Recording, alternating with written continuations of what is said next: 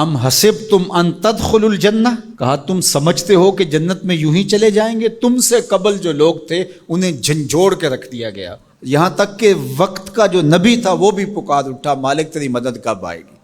تو پھر ہم نے کہا بس اللہ کی مدد آیا چاہ رہی۔ تو اللہ تعالیٰ نے ابتلا رکھی ہوئی ہے ہر ایک کے لیے، یہ نہیں ہو سکتا کہ دنیا میں آئیں اور ابتلا کے بغیر ہی گزر جائیں۔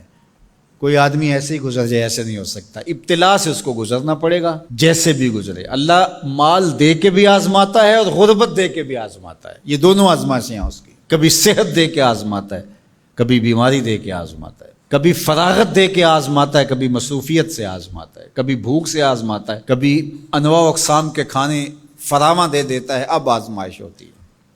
تو آزمائش تو ہے۔ اور حضور علیہ السلام سے حضرت ابو سعید خدری رضی اللہ تعالیٰ عنہ ملنے گئے تو آقا کریم علیہ السلام بخار میں مبتلا تھے، حضور کے اوپر لحاف تھا، کمبل تھا، تو انہوں نے کمبل کے اوپر ہاتھ رکھا تو بخار کی گرمی، جو جسم گرم ہو جاتا ہے بخار سے، وہ گرمی کمبل کے اوپر سے محسوس کی۔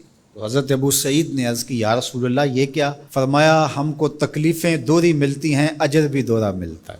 سب سے زیادہ تکلیفیں انبیاء کو آئی، سب سے زیادہ تکلیفیں نبیوں کو پہنچی ہیں، پھر جو نبیوں کے خاص لوگ متبعین خاص، ان کی عادات کو اختیار کرنے والے۔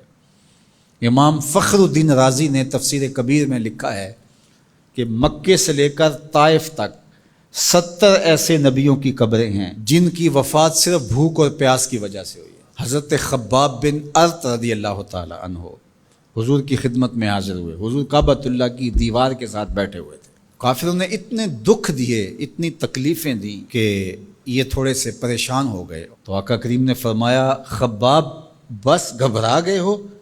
تم سے قبل ایسے لوگ بھی گزرے ہیں جس کے جسموں کو لوہے کی کنگھیوں سے چیرا گیا، حتیٰ کہ ان لوہے کی کنگھیوں کے دانے کے نشان ان کی ہڈیوں پہ پڑے، ان کی لکیریں ان کی ہڈیوں پہ آئیں اور یوں لوہے کی کنگھیوں سے ان کی بوٹیاں نوچی گئی، اور ان کو کہا گیا دین کو چھوڑ دو۔ انہوں نے کہا جو کرنا ہے کر لو، ہم دین کو نہیں چھوڑ سکتے۔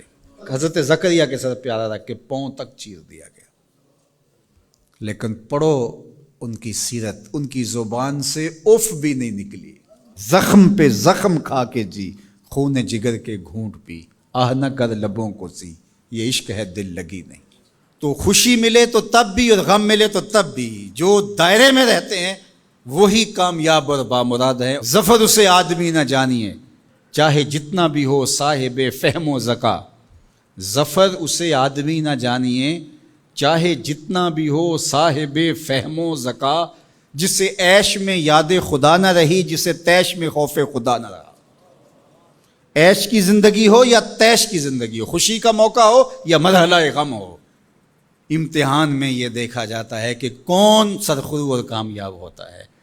تو یہ زندگی امتحان گاہ ہے، کبھی مال کی فراوانی امتحان، کبھی غربت امتحان، کبھی پھلوں کی کثرت امتحان، کبھی پھلوں کا لٹ جانا امتحان، کبھی اولاد کی کثرت اور فرما بردار اولاد نصیب ہو جانا یہ امتحان، اور کبھی اولاد کا مر جانا یا نافرمان نکمی اور آوارہ اولاد پلے پڑ جانا، یہ امتحان، یہ امتحان زندگی۔ کبھی دولت ہی دولت انبار لگ جاتے ہیں، اور کبھی دو لقموں کے لیے بندہ ترستا ہے، یہ بھی امتحان۔ کبھی ماں باپ ہیں، بہن بھائی ہیں، رشتہ دار ہیں، ان کے سایہ عاطفت میں زندگی گزرتی ہے، اور کبھی کندھوں پہ اٹھا کے باپ کو بھی قبر میں اتار چکے ہوتے ہیں، ماں کو بھی لاحد میں اتار چکے ہوتے ہیں، کوئی کندھا بھی نہیں ہوتا جس پہ سر رکھ کے آنسو ہی بہا لیں۔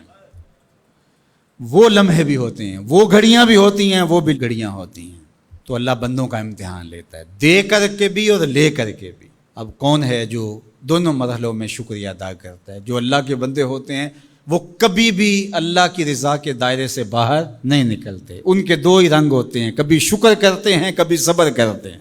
نہ ملے تو صبر کرتے ہیں، مل جائے تو شکر کرتے ہیں۔ اور پھر ان کے پاس فراوانی ہو تو اپنے اطراف میں رشتہ داروں کو، اعزاء کو، اقربا کو، گلی محلے کے لوگوں کو، جو ایسے حالات کے اندر جس کے پاس فراوانی ہے وہ اپنا مال لوگوں کی ضرورت کے لیے نہیں نکالتا، وہ ناکام ہے امتحان میں۔ چاہے وہ کوئی بھی ٹائٹل رکھتا ہو، وہ چاہے پیر کا ٹائٹل اس کے پاس، چاہے عالم کا ٹائٹل اس کے پاس، چاہے وہ سیاست دان ہو، چاہے وہ کچھ بھی ہو، اس مشکل وقت پر جو ضرورت مندوں کے کام نہیں آتا، اگر اس کے پاس گنجائش ہے تو وہ امتحان میں ناکام ہو گیا ہے، جو اللہ نے امتحان لیا اس میں ناکام ہو گیا۔ اور دوسرا، جو مصیبت میں پھنس گیا وہ اپنی سفید پوشی کا آخری حد تک بھرم نہ ٹوٹنے دے۔ تو میں اور آپ لمحہ لمحہ امتحان گاہ میں کھڑے ہیں۔ میں ممبر پہ بیٹھا ہوں تو میں بھی امتحان میں ہوں، آپ یہاں بیٹھے ہیں آپ بھی امتحان میں ہیں، فیکٹری کے مالک بن کے سیٹ پہ بیٹھے ہیں آپ بھی امتحان میں ہیں، اقتدار کی مسند پر بیٹھنے والے سب سے بڑے امتحان میں ہیں، کیونکہ سب سے زیادہ تو ان سے پوچھا جائے گا نا۔ اللہ تعالی ہمیں اس امتحان میں کامیابی دے، اور اللہ تعالیٰ اس وقت ملک کے جو حالات ہیں اپنے کرم سے ان کو درست فرما دے۔